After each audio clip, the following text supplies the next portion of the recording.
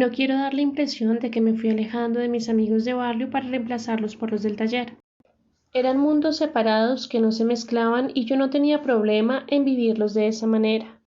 No había conflicto entre esos dos universos. Una cosa era la amistad intelectual con Marcelo o con Simón, una amistad que pasaba por el amor a los libros, al cine, a la música o a la fotografía, una amistad entre seres inconformes que necesitan crear realidades paralelas, y otra muy distinta, mi vieja lealtad a los muchachos del barrio, con quienes había crecido en las calles, defendiéndonos del entorno a puñetazos limpio, y aunque a primera vista parecieran contradictorias, yo las vivía más bien como complementarias, la acción y la reflexión.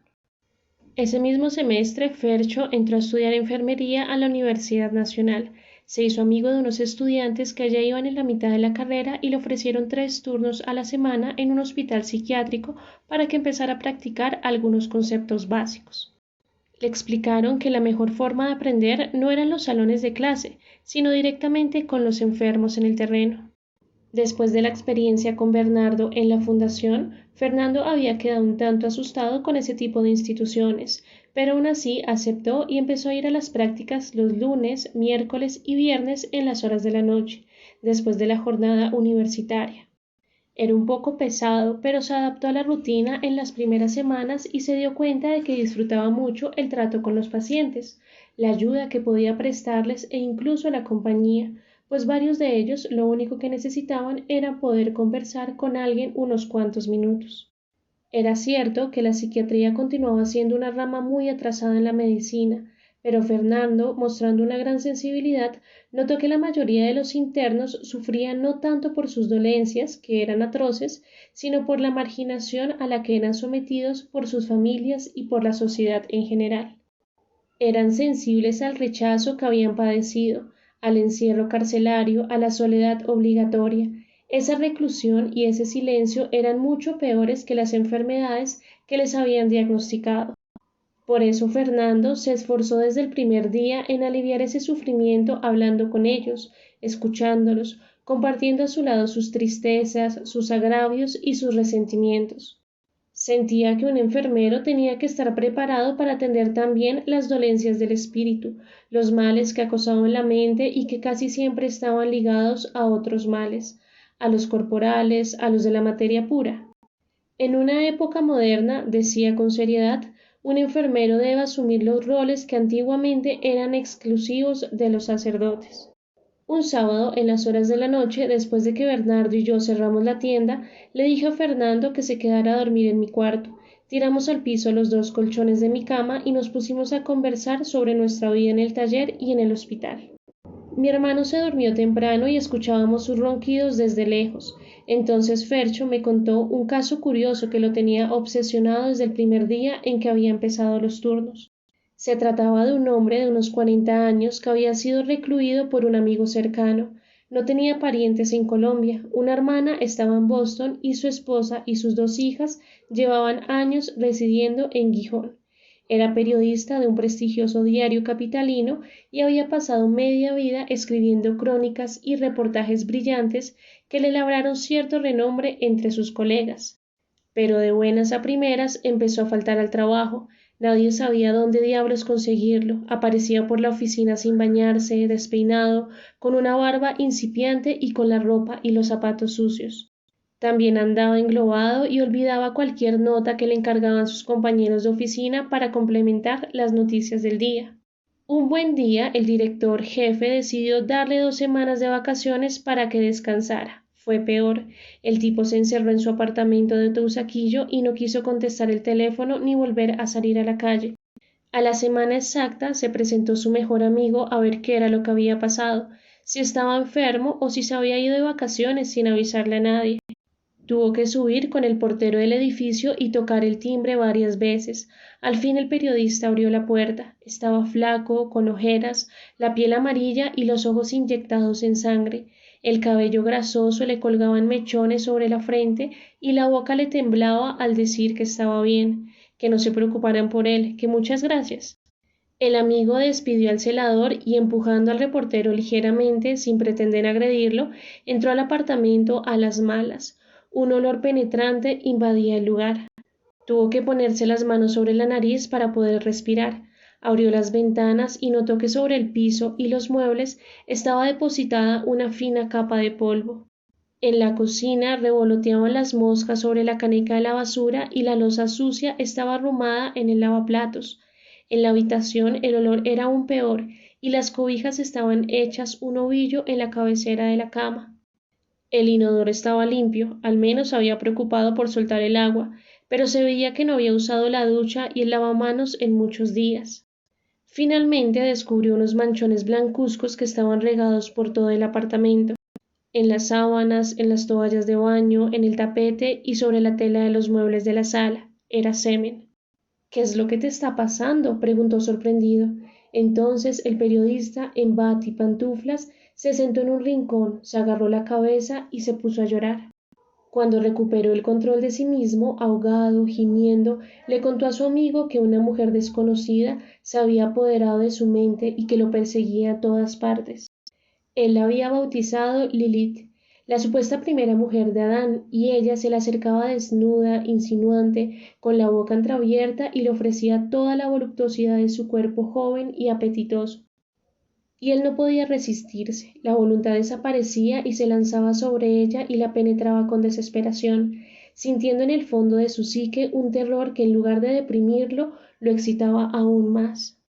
Cuando terminaba de eyacular, Lilith desaparecía y él se quedaba sobre la cama o sobre el sofá o sobre el piso, exhausto y con la conciencia de que se estaba enloqueciendo, pero con la certeza de que por nada del mundo quería dejar de ver a esa mujer.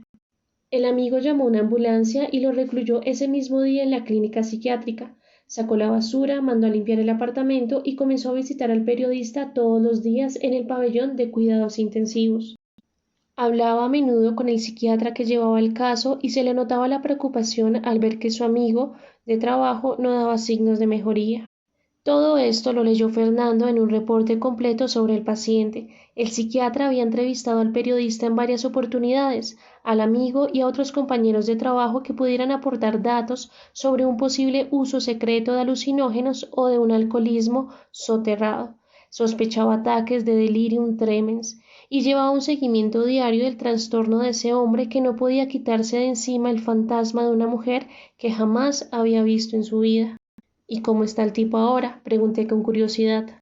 Igual, hermano, cada vez que puede empieza a masturbarse compulsivamente. Dice que Lilith está ahí, que no se va a ir y que por favor lo dejemos a solas con ella. Y entonces, hay que amarrarlo para que no se maltrate la verga, pues ya la tiene toda roja y con el prepucio inflamado. A veces pasa 3 y 4 días así, sedado y con los brazos y las piernas sujetos con correas. Cuando va a orinar o a cagar tenemos que acompañarlo al baño y vigilarlo. Es una vaina rarísima. Esa noche nos dormimos pensando en el extraño sujeto que era víctima de una alucinación erótica que lo estaba aniquilando poco a poco. No teníamos ni idea de que detrás de ese inusual caso psiquiátrico nos esperaba una de las aventuras más extraordinarias de las que se han tenido noticia en esta ciudad. Marcelo se mudó de su apartaestudio de la carrera quinta a una pensión en la Candelaria, en la calle de la Agonía. Le dije que era un disparate cambiar un apartaestudio por una habitación con baño comunal, pero se limitó a levantar los hombros y no contestó nada. Como él era así, callado y excéntrico, preferí no insistir en el tema y no quise preguntarle si la razón era económica o si se había mudado por otro motivo. De todos modos, a su nuevo sitio tampoco me invitó a seguir nunca. Nos despedíamos en la acera y él entraba y cerraba la puerta sin levantar la cabeza, sin mirarlo a uno, como si no hubiera dejado a un amigo ahí parado en la calle.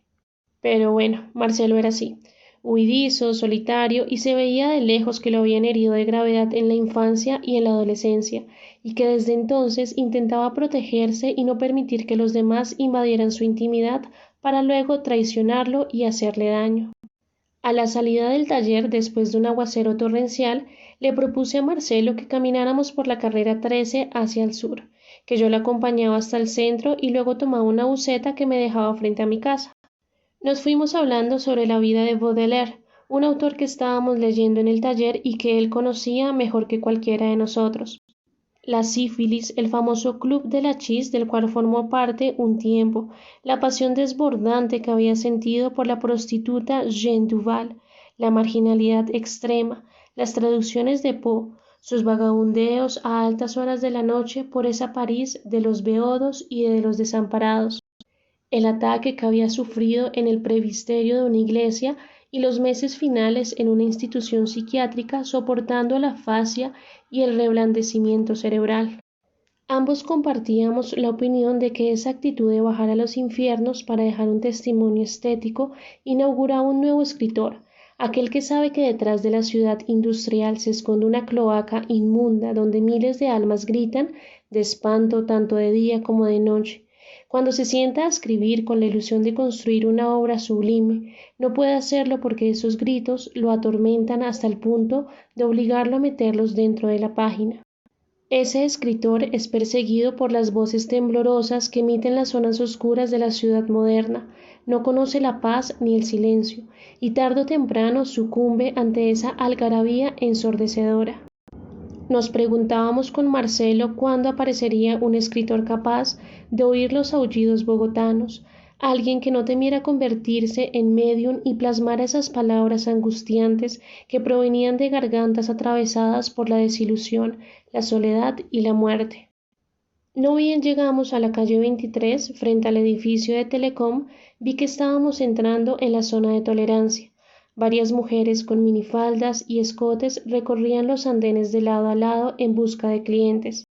La escenografía no podía ser más apropiada para la conversación. Me puse alerta por si los ladrones amigos de las prostitutas decidían alzarse con nuestras mochilas y nuestros escasos pesos, y me di cuenta de que Marcelo estaba nervioso, pero no de miedo, sino de excitación, como si de improviso hubiera perdido interés en uno de sus autores favoritos y todos sus sentidos estuvieran puestos en las mujeres que ya empezaban a insinuarse frente a nosotros con absoluto desparpajo. Me dijo sin mirarme, absorto en los senos y en las caderas que giraban a nuestro alrededor. Te apuesto a que todavía no has fotografiado esta suma de misterios. Cada mujer que ves es una puerta a una dimensión desconocida, así que si logras captarlas con tu cámara, puedes llamar también puertas a esa colección y seguirás ahondando en la misma línea que traes. Le contesté que donde yo entrara a esa calle con una cámara me darían una paliza tal que luego tendría que mirar la cédula para saber cómo me llamaba y quién era. Todo el mundo está enterado de que ellas odian a los fotógrafos mientras están trabajando, ya que es como ir dejando huellas de un crimen que más tarde, cuando sean esposas abnegadas y madres sin tacha, les pueda recordar su pasado negro y libidinoso. Y estábamos con Marcelo en esas, mandándonos frases sobre las muchachas que nos estaban mostrando sus atributos y que nos decían que si entrábamos con ellas juntos nos hacían una rebaja, cuando apareció una mujer preciosa en uno de los portales y se dirigió a mi amigo con voz profunda. ¡Qué incumplido eres, Marcelo! Me quedé esperándote. En lugar de sentirse abochornado o intimidado, Marcelo parecía alegre de encontrarse con esa mujer. Sonrió y me dijo acercándose un poco como si fuera un secreto. Espérame, ya vengo. La saludó con un beso en la boca y estuvo un par de minutos explicándole algo que no alcancé a escuchar. Ella daba la impresión de estar ofendida de verdad y de recriminarle su negligencia o su abandono, pues no se conformaba con las disculpas que él seguramente le estaba ofreciendo. Al fin, Marcelo le dijo que lo esperara un segundo y volvió al sitio donde yo estaba parado entre dos de las chicas que habían decidido convertirme en un cliente fuera como fuera. Viejo, tengo que quedarme, hablamos después. ¿Quién es? Pregunté intrigado. Una amiga. Le incumplí una cita y está que me mata. ¿La conoce desde hace rato? Después le explico, maestro, yo lo llamo. Listo, nos vemos. Dije a manera de despedida y crucé la calle para coger una buseta hasta el Quiroga. Como es obvio, Marcelo nunca me llamó ni me contó nada acerca de lo sucedido aquella noche. Tuve que esperar hasta el lunes siguiente y a la salida del taller le hicimos una encerrona con Simón, a quien yo había puesto al tanto de la escenita urbana de nuestro joven escritor. Entonces, en una tienda de Chapinero, entre cerveza y cerveza, nos relató que había conocido un día a un vagabundo que le había mostrado los negocios y las residencias de la zona de tolerancia, desde el cementerio central hasta la avenida Jiménez.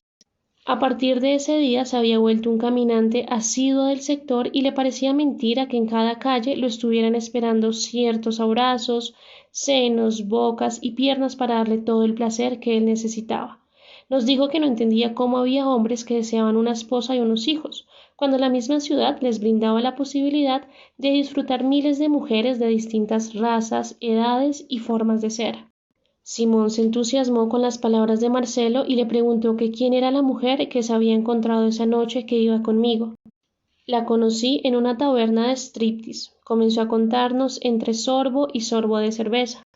Yo estaba orinando cuando ella entró apurada al baño de hombres y me dijo que la ayudara, que un pequeño mafioso acababa de entrar al lugar para matarla. Mientras el tipo y un guardaespaldas la buscaban en los camerinos, salimos a la calle y cogimos un taxi. Como no tenía a dónde ir, la invité al apartaestudio y ahí pasamos la noche juntos. ¿Por eso se trasteó de la carrera quinta? Le pregunté, imaginándome que la mujer había vuelto a buscarlo varias veces hasta hacerle la vida imposible. No, para nada. Necesitaba un cambio, eso era todo. ¿Cae en la prostituta que no encuentra usted en las otras mujeres, Marcelo? Le preguntó Simón a mansalva, intentando penetrar en las ideas más recónditas de nuestro amigo. Él saboreó su cerveza unos segundos y luego contestó con el ceño fruncido, como si estuviera haciendo un gran esfuerzo. El artista, como lo entendemos nosotros, es un individuo marginal, un ser que no se puede adaptar a las reglas hipócritas y tendenciosas de una sociedad que solo promueve la injusticia. De alguna manera, el artista siempre está fuera de lugar. Hasta aquí creo que estamos de acuerdo. Bueno, maestros, las mujeres, como las veo yo, son todo lo contrario.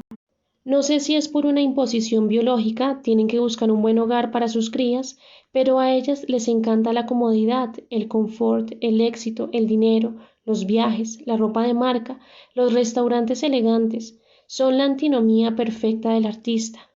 Excepto un tipo de mujer, la prostituta. Ellas, como nosotros, se sienten al margen, rechazadas, señaladas, excluidas. Por eso la empatía entre artistas, pensadores, filósofos y prostitutas es inmediata. Somos animales de la misma especie.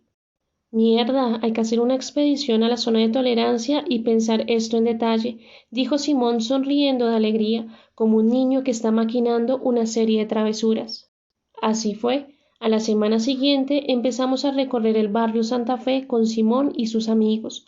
Marcelo y yo permanecíamos un poco aparte, manteníamos un bajo perfil, pero igual participábamos entre las conversaciones y no dejábamos de asombrarnos de la cantidad de ideas que iban surgiendo sobre la relación entre arte y prostitución, desde la figura de María Magdalena en los Evangelios y en la pintura religiosa, hasta las protagonistas de Petre Velú o la vida tormentosa de Marilyn Monroe.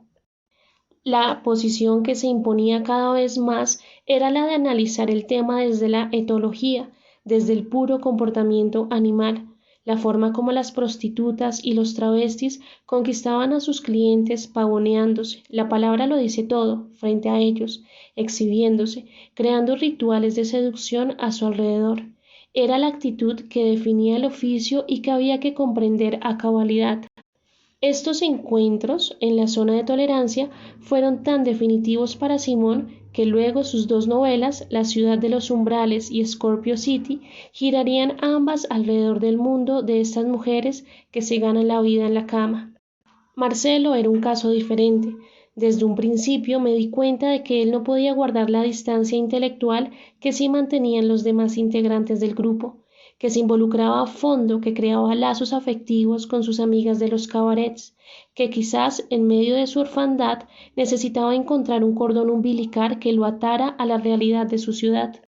Por esa época estaba escribiendo un libro de cuentos fantásticos basado en aventureros y navegantes, pero como escritor no lograba conectar su entorno urbano y su vida más íntima con sus intereses estéticos. Y aunque unos años más adelante Marcelo ganó un Premio Nacional de Literatura con ese libro, La travesía del vidente, seguía sufriendo de una disociación que escondía un tormento interior del que él jamás hablaba. Lo que quiero dejar en claro es que desde ese momento yo intuí que Marcelo se estaba cayendo por un agujero negro, que lo estábamos perdiendo, pero que no teníamos las herramientas necesarias para rescatarlo. Y de mí lo único que puedo decir es que la prostitución nunca me atrajo, como hombre ni como artista. No sé si el hecho de ser fotógrafo me alejaba del tema, pues sabía que estaba prohibido conseguir buenas imágenes de ellas en acción, y si me arriesgaba a sacarlas en secreto, sin su consentimiento, corría el riesgo de terminar con mi vieja Olympus Pen estrellada contra el pavimento y una navaja enterrada en los riñones. Y tampoco era para tanto. También hay que decir que aún no había tenido relaciones sexuales y que no quería pasar una vergüenza o convertirme en un motivo de burla para los demás. Así que prefería observar, oír, aprender a pensar e ir conociendo cada vez con mayor amplitud la impredecible y contradictoria condición humana. Ya llegaría el día en que la ciudad me arrebataría mi virginidad y me convertiría en un hombre a carta cabal.